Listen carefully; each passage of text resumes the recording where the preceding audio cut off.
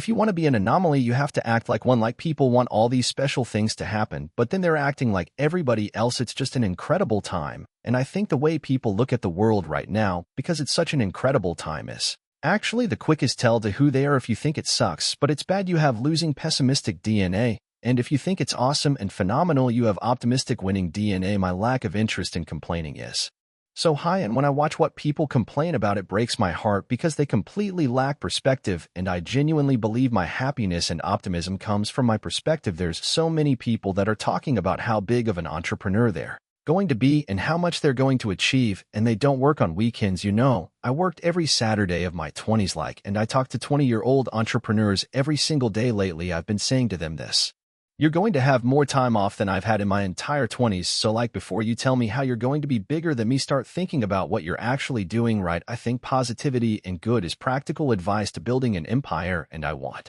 to be the poster child of the person that built the biggest, baddest empire and did it by being a good dude along the way. I plan to instill kindness into my kids. I plan on instilling perspective into my kids. I plan on instilling just being a good human being, right? I don't need them to be an entrepreneur. I don't need them to make me proud. They don't need to go to Harvard. They don't need to they need to put themselves all in, and they need to be kind, and I'm good. I don't judge myself. I'm fully in love with myself, but I'm also fully in love with everybody else too. It goes both ways. I tell people to buy into me that work for me. It's because I buy into them first. I don't need anybody to gain trust with me. It's there.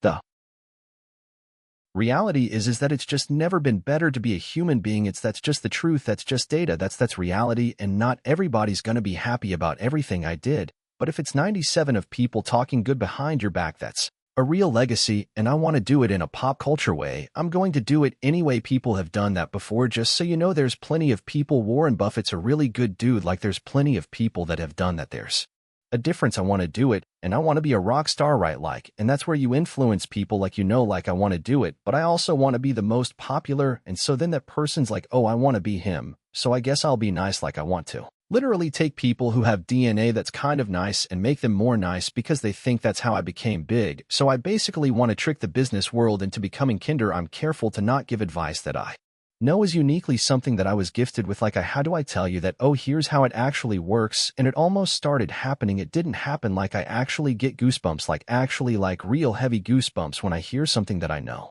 feels right. Music.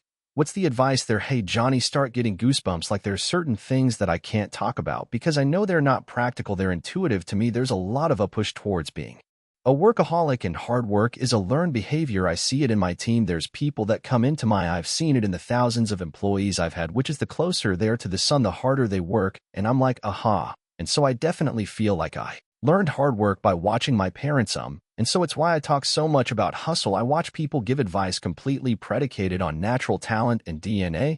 And I'm look, I get it. I can throw a football every day. 4.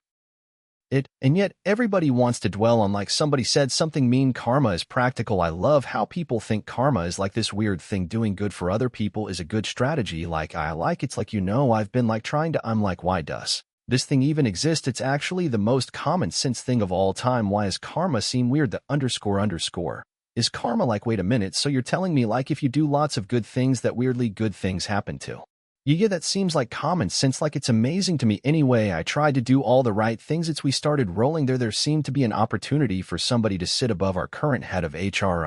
And so we decided there was that opportunity. But I could not call her the head of HR. I did not want the world to think of that's what we were doing. And I wanted her to sit at the pedestal as the most important person in the company besides me, more than the CFO, more than Q.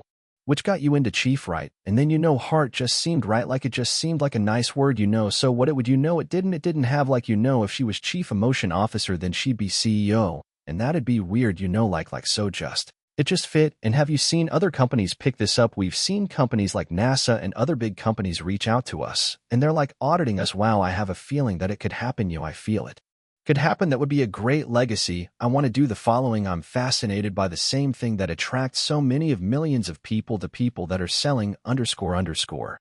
Those same people are attracted to me, and what I want to do is suffocate out all those other people and become the alpha of that entire world of people that are hoping and are desperate to look at me. And what I want to do is inspire two 14-year-old girls in Kansas City right now to build a billion-dollar company. On having a bunch of employees hugging each other in the halls, I think that Steve Jobs came along, became an icon, but the sad part of that narrative was he did not treat his employees well. He became an icon, and the narrative became he got the most out of people by being a jerk, and that became romanticized. And a lot of people in Silicon Valley today run companies where they're mean because they think that's the right thing to do, because they put Steve Jobs on a pedestal. I want my pedestal moment. I want to become that big. And what I want to come from that is that kids that aren't even born today think that they can build a $5 billion company and be a great guy or a great gal. I want to build the biggest building in town ever by just building the biggest building in town, while I think most people try to tear down everybody else's building. So I think positivity and good is practical advice to building an empire,